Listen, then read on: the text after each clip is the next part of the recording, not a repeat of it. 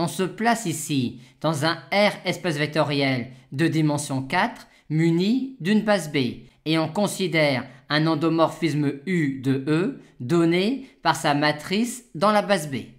On va trouver que la matrice A est diagonalisable dans M4C mais n'est pas diagonalisable dans M4R. Comment alors malgré tout se servir du fait que A est diagonalisable dans M4C pour construire dans le R espace vectoriel E une base dans laquelle la matrice de U sera de cette forme-là avec alpha, bêta, AB réel et B non nul.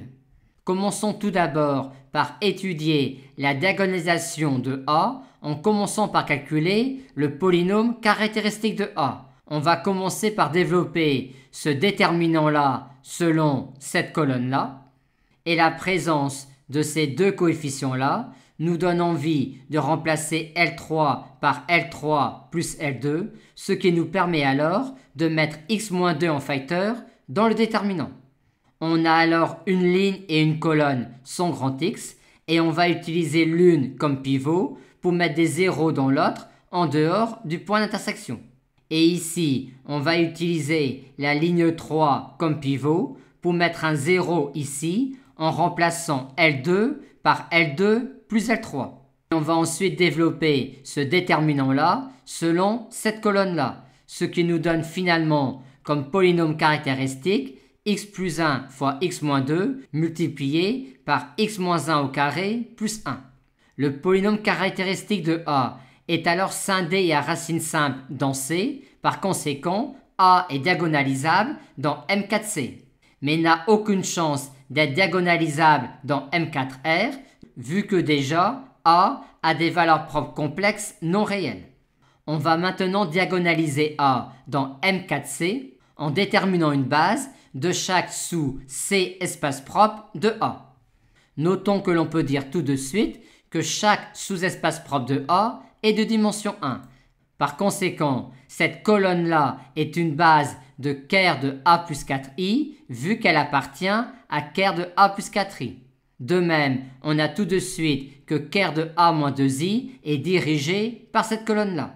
Maintenant, pour déterminer une base de la droite vectorielle ker de A moins 1 plus ii, on va effectuer des opérations uniquement sur les lignes de cette matrice-là qui ne modifient pas le noyau de la matrice.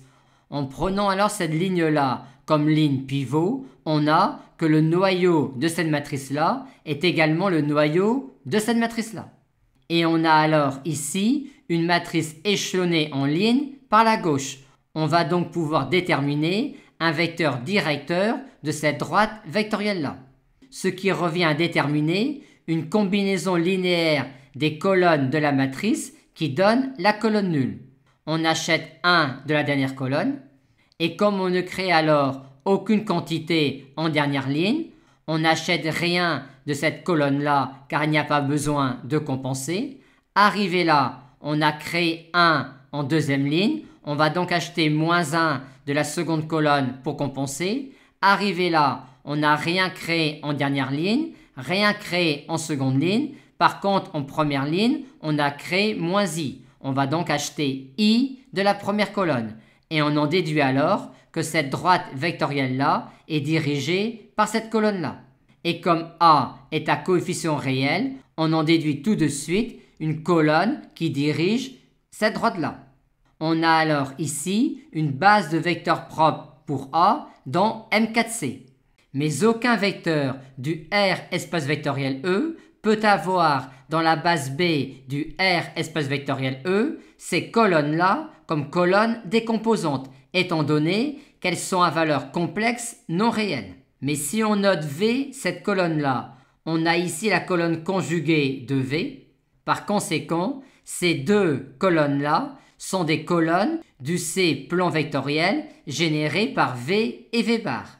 Et vu les colonnes de leurs composantes dans la base V, V bar de ce plan, on a que W1, W2 est également une base de ce plan.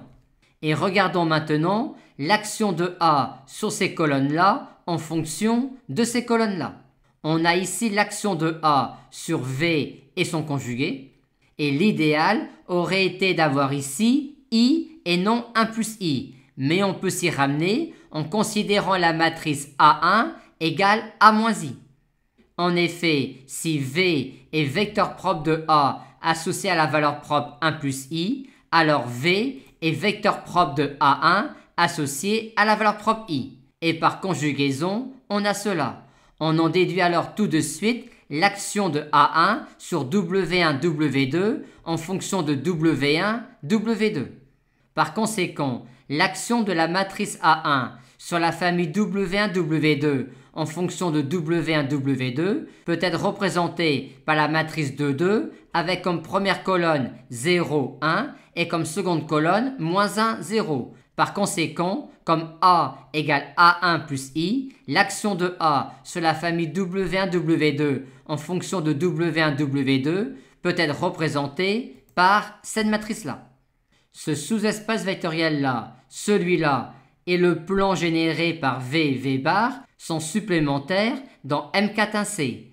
Or, W1, W2 est également une base de ce plan-là. On en déduit que cette colonne-là et ces deux colonnes-là que sont W1, W2 constituent une base de M4-1C. Ce qui revient à dire que la matrice ayant pour colonne ces colonnes-là est une matrice inversible, qui nous permet de dire que ces quatre colonnes-là constituent une base de M4-1R. Et vu ce que l'on a dit précédemment, l'action de A sur cette base-là de M4-1R sera donnée par cette matrice-là, qui est reliée à la matrice A par Q-1Q.